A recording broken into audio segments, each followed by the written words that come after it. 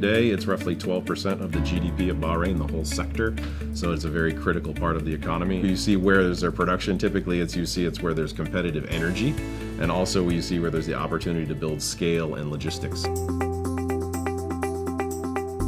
The GCC is producing 5.5 million tons roughly today. Okay, line 6 a lot over 500,000, so that'll bring it up to roughly 6 million. The world is consuming over 60 million tons, so that's roughly 10% of the world output.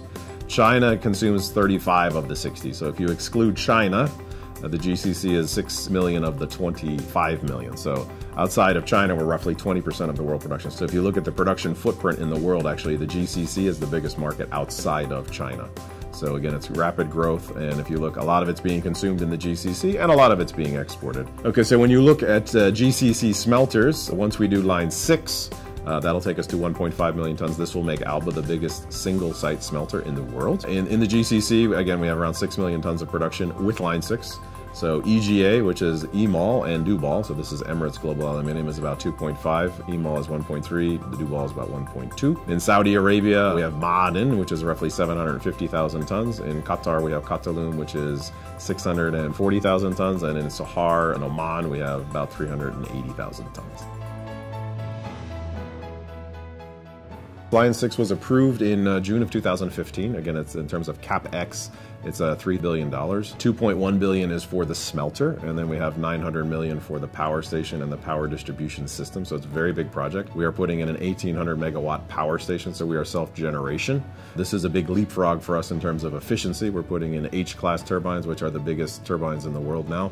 These will be the first H-class in the MENA region, not just in Bahrain. So this will give us an advantage on energy and energy consumption, which we need as energy prices continue to rise. Today, we are selling approximately 50% of our production downstream. With line 6, the target is a similar number, so about 250,000 tons.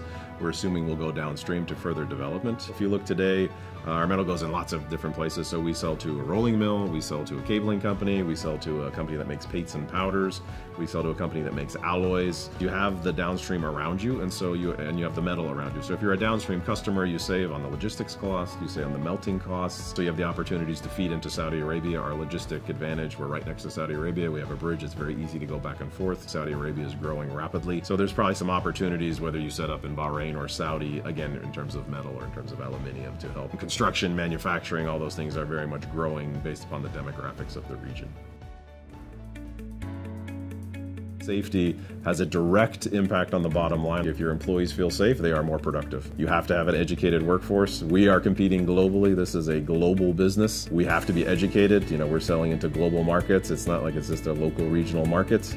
And we're putting in new technologies that are typically from other countries. So the education levels is very critical. In Bahrain, we have great education system. I think that people are very well educated. I think there's a big advantage. The newer smelters are much better, so we should be more encouraged to put in new smelters and maybe close down some of the older inefficient smelters. These are smelters run for a long time. So to encourage more new smelters would obviously help in terms of environmental friendliness. So in terms of cost, when we talk about cost cutting, it's all things. So it's improvement in productivity. So a big one would be energy consumption. We want to reduce energy consumption because, obviously we reduce energy, we save. We also want to increase production with the same assets. So by doing that, we get the gain on the production.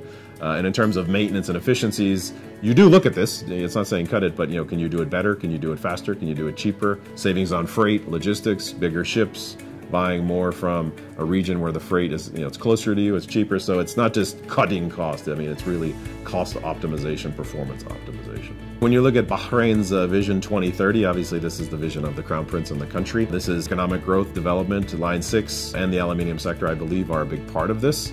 Line 6 is specifically mentioned in the Vision 2030.